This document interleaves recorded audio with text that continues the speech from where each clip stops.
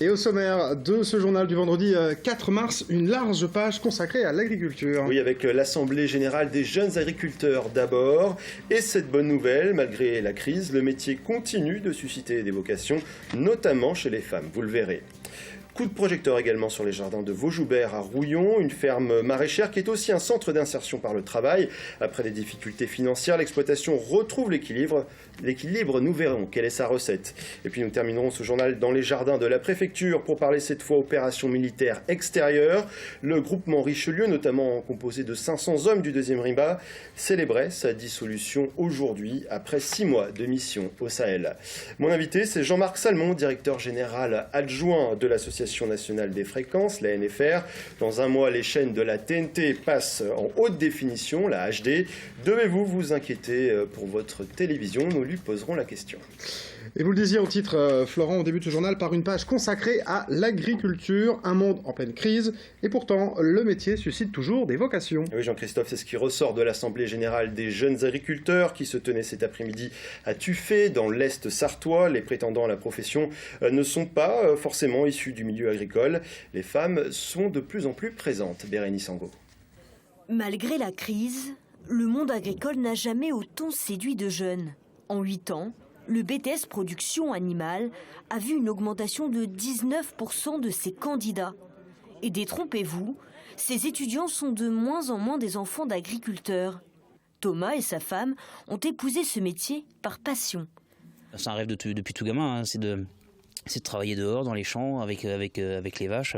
Moi-même, j'ai des stagiaires souvent qui viennent du Mans, qui sont au lycée à Rouillon et puis qui viennent en stage découvert 15 jours, 3 semaines et qui sont vraiment émerveillés par le métier parce que on travaille le matin avec les bovins, l'après-midi sur le tracteur ou à faire du bricolage. Cette année en Sarthe, 74 exploitations agricoles ont pu profiter des aides à l'installation. Un dispositif qui permet de renouveler les anciennes générations. Un vent d'air frais souffle sur le monde agricole. Il y a une volonté de la jeunesse alors je ne vais pas dire métamorphoser, mais de changer certaines phases de l'agriculture parce qu'elle ne correspond plus à la jeunesse, au mode de travail, que ce soit de travail ou de consommation aussi, parce que les modes de consommation changent. Une profession qui se féminise. 30% des exploitants sont des femmes. Aujourd'hui, elles ont une vraie valorisation. On a le droit d'avoir un statut, on l'avait déjà hier, mais on a un vrai statut qui est reconnaissant et reconnaissable. Et on sait, et les gens reconnaissent aussi notre place dans nos exploitations. Ils sont maintenant 450 jeunes agriculteurs à s'être regroupés en Sarthe. Ensemble, ils essayent de réinventer l'avenir de leur métier. Et le ministre de l'Agriculture était en Sarthe ce vendredi. Il a invité les agriculteurs à penser au modèle bio pour leur reconversion. Stéphane Le Foll faisait un détour par les jardins de Vaujoubert à Rouillon. Un jardin de 5 hectares 100% bio. Une visite au cours de laquelle a été évoqué un projet de circuit court en périphérie urbaine. On écoute Stéphane Le Foll au micro de Laure Girard.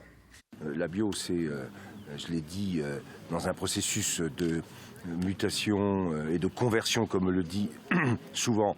On abandonne le phyto, la chimie, mais il y a des étapes entre les deux qui sont extrêmement performantes et qui, en même temps, satisfont à des objectifs environnementaux. Et vous pourriez inciter les agriculteurs qui sont en recherche de sens et de reconversion, justement? Mais je les incite, on a doublé le budget de la bio et aujourd'hui, on a dépassé 1 300 000 hectares en France pour la bio.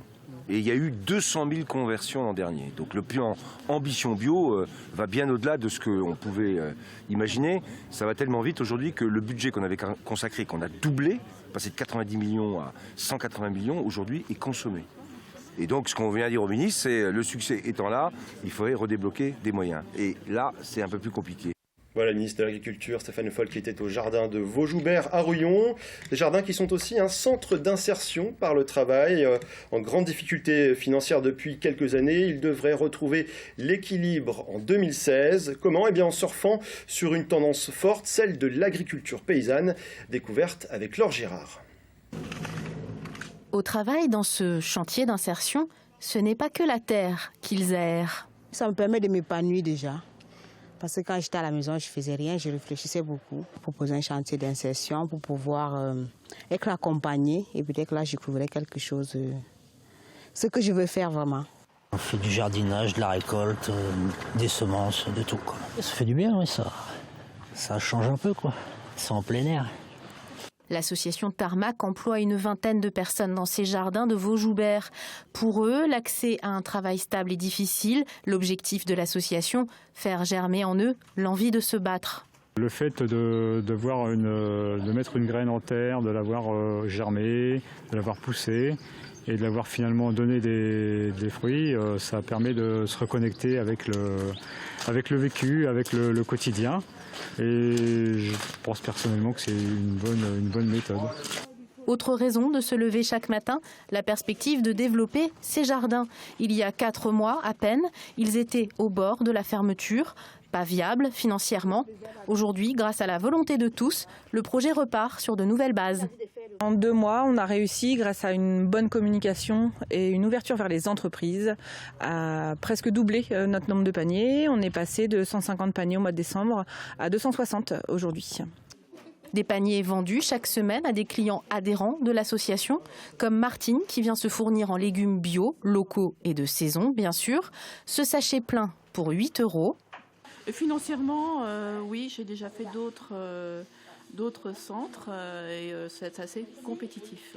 D'ici 2 mois, si les ventes continuent leur progression, les jardins de Vaujoubert trouveront leur équilibre financier, une motivation de plus pour Nadège et Pascal.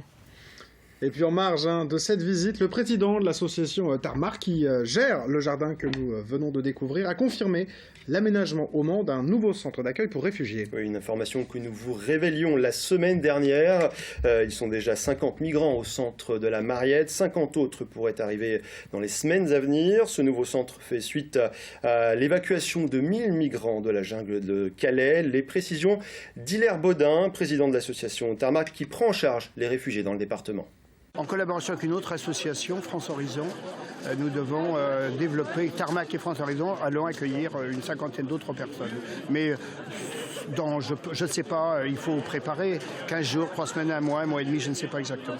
Ce qui nous préoccupe, c'est l'étape suivante, c'est l'insertion dans le tissu social, dans la ville, et c'est l'intégration. Et ça nécessitera que tous les citoyens donnent leur... vous voyez, que tous les citoyens du Mans, les Sartois, accueillent correctement les gens qui arrivent d'ailleurs, qui avec autant de souffrance. Voyez. Et en bref, maintenant, l'homme enlevé par un commando armé mercredi soir au Mans n'était pas le bon. Information révélée par nos confrères du Maine Libre. Le jeune homme de 17 ans visé par les malfaiteurs dans un bar des Sablons avait été retrouvé dans l'une des 2 voitures accidentées à Ivry-l'Évêque. Selon 2 sources anonymes du journal, il y aurait donc eu erreur sur la personne. Au cours de la course-poursuite avec les policiers, un trentenaire a également été appréhendé. Il est soupçonné de faire partie du commando. Il a été transféré ce vendredi à Rennes, au siège de la GIRS, en charge du grand banditisme. Le jeune homme de 17 ans a quant à lui été relâché. L'enlèvement commis au Sablon serait lié à une affaire de stupéfiants. Et alors qu'on attend toujours les dates de l'enquête publique concernant le projet Benner à Ivry-l'Évêque, les opposants sonnent l'alarme. Les membres du collectif Benner, un autre avenir, s'inquiètent du projet de construction d'un ICA et d'un centre Leclerc. L'enquête publique doit leur permettre de faire part de leurs remarques, mais elle tarde à venir. En attendant, Jean-Claude Carville, porte-parole du collectif, réclame un accès au dossier. Ce qui inquiète le plus, c'est la question de l'eau. On l'écoute. Les risques sont les inondations par fort orage pour les quartiers de Benner. Si on a de forts orages comme en 83, avec l'imperméabilisation des sols, ça va accélérer le ruissellement et donc provoquer des inondations dans le quartier de Benner. Autre risque, c'est de polluer l'Huisne. Si on a une pollution sévère, de ne plus avoir d'eau potable pour les habitants du Mans, parce que la zone de captage est à 800 mètres. Le groupement Richelieu, qui a participé à l'opération Barkhane au Sahel, a été dissous ce vendredi. Et parmi les régiments qui le composent, 500 soldats du 2e RIMA de Champagné. Une cérémonie a conclu 6 mois d'opération extérieure. Plusieurs marsouins ont été décorés. Michael Texier. Des médailles au torse parce qu'ils se sont particulièrement distingués au cours de l'opération Barkhane, où 500 marsouins étaient engagés pour lutter contre le terrorisme dans le Sahel. Au même moment, le 13 novembre, la France était attaquée, mais la distance n'a pas amoindri l'émotion qu'ils ont ressentie. On a tous été vraiment choqués, ça a été une journée vraiment difficile, car en plus tous ceux qui avaient de la famille qui habitaient dans ces régions-là, enfin la région parisienne, c'est Voilà, tout le monde était inquiet, on n'avait pas de nouvelles au début. Ensuite, voilà, on était choqués, prendre le nombre de morts, tout ça, c'était la violence de l'attaque surtout. Est-ce que les attentats, ça a renforcé votre sentiment d'engagement Tout à fait, oui. Tout à fait, c'est...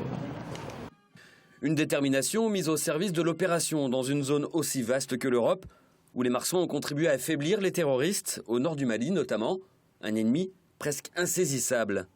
La difficulté avec notre adversaire, c'est qu'il est très fugace, qu'il nous évite et qu'il utilise des modes d'action faits de harcèlement, des mines, du tir indirect. Donc notre volonté, c'est d'aller le chercher là où il est et de ne pas lui laisser d'autre choix que de nous affronter. Voilà, pour qu'on le détruise, lui éviter de se déplacer, de recontinuer ailleurs. Bilan des groupes terroristes affaiblis, une dizaine d'ennemis abattus et 20 blessés du côté des Marsouins. Le groupement tactique Désert Richelieu a été officiellement dissous aujourd'hui, 6 mois jour pour jour après sa création officielle. C'était devant les familles de Marsouins et les élus au camp d'Auvour à Champagné. Et on parle maintenant télévision haute définition avec votre invité Florent, Jean-Marc Salmon, directeur général adjoint de l'Agence nationale des fréquences, la NFR. Oui, bonsoir Jean-Marc Salmon. Bonsoir. Alors la NFR s'occupe de la gestion des fréquences qui appartiennent au domaine public de l'État. On le disait, les chaînes de la TNT vont passer en HD d'ici dans un mois tout pile. Elles vont libérer des fréquences pour les opérateurs mobiles, ça c'est le premier point, sans quoi ça ne serait pas possible. Tout à fait. Les fréquences de la bande 700 MHz ont été vendues par l'État aux opérateurs mobiles afin de développer l'Internet haut débit mobile, qui croît de 60% par an en volume de données transportées. Donc c'était le premier objectif. Le deuxième, c'est aussi de moderniser la diffusion de la télévision numérique terrestre et donc de permettre la diffusion en haute définition de toutes les chaînes, alors qu'aujourd'hui ce n'est pas le cas. Donc d'apporter finalement une meilleure qualité d'image et de son à tous les téléspectateurs. Il y a un lien entre les deux, entre la téléphonie et la télévision. On parle beaucoup de télévision sur téléphone. La HD, la 5G va aider à cela ? Alors la 5G va développer de nouveaux services en téléphonie mobile, en Internet mobile en fait. Là, l'opération consiste à libérer des fréquences qui sont aujourd'hui utilisées par la télévision et à moderniser dans le même temps, comme je vous le disais, la télévision hertzienne, c'est-à-dire celle que les Français reçoivent par l'antenne râteau. Qu'est-ce que ça change d'un point de vue de l'image et du son, la HD, tout simplement ? Alors, une meilleure définition, un son un petit peu plus proche de la haute définition aussi. Donc ça apporte finalement une qualité que les téléspectateurs peuvent déjà constater de visu sur leur téléviseur, puisqu'une partie des chaînes est diffusée en HD. Là, l'objectif, c'est que toutes le soient. Alors, tous les téléviseurs ne sont pas compatibles. Comment savoir si le sien l'est, si le nôtre l'est ? Alors, pratiquement, aujourd'hui, 90% des téléviseurs qui équipent les foyers sont compatibles, mais pour s'assurer que son téléviseur l'est, un test tout simple, c'est d'aller sur la chaîne 7 ou 57, c'est-à-dire Arte, et de vérifier qu'à côté du nom de la chaîne, on voit bien le logo HD. Si on voit ce logo, on n'a pas d'équipement à acheter, son téléviseur est compatible. Si on ne le voit pas, en revanche, il faut se doter d'un adaptateur qui coûte entre 25 à 30 euros et qui va permettre de recevoir les programmes. Il ne faut surtout pas jeter son téléviseur. Ne pas le jeter, où est-ce qu'on trouve cet adaptateur ? Alors, cet adaptateur, on va le trouver dans la grande distribution, dans les enseignes spécialisées, à un premier prix qui tourne autour de 25-30 euros. On va le relier au téléviseur par un câble Péritel si le téléviseur est ancien, ou un câble HDMI s'il est plus récent. En tout cas, tous les téléviseurs vendus depuis 2012 en France sont tous compatibles HD. Vous parliez de câbles Péritel, etc. Pour certains, c'est un peu du chinois. Est-ce qu'on peut se faire aider à installer ce boîtier ? Tout à fait. 2 aides sont prévues. Tout d'abord, une aide financière de 25 euros pour tous les téléspectateurs qui sont exonérés de contribution à l'audiovisuel public, sur simple demande au 0970 818 818 ou sur le site de la NFR recevoirlatnt.fr, et également une assistance de proximité pour les foyers où toutes les personnes sont âgées de plus de 70 ans et ou invalides à plus de 80%. C'est un postier qui viendra à domicile les aider à brancher ce fameux adaptateur et à faire une recherche et mémorisation des chaînes le jour J, le 5 avril, ou avant bien sûr, puisqu'on incite les téléspectateurs qui auront fait le test, qui auront vu que leur téléviseur n'est pas compatible HD, de se doter très vite d'un adaptateur. Aujourd'hui, les rayons sont bien approvisionnés, inutile d'attendre le dernier moment. Merci Jean-Marc Salmon. Alors on le rappelle, hein, c'est dans la nuit du 4 au 5 avril, hein, ce passage à la HD. Je rappelle que vous êtes directeur général adjoint de l'Agence nationale des fréquences, l'ANFR. Merci.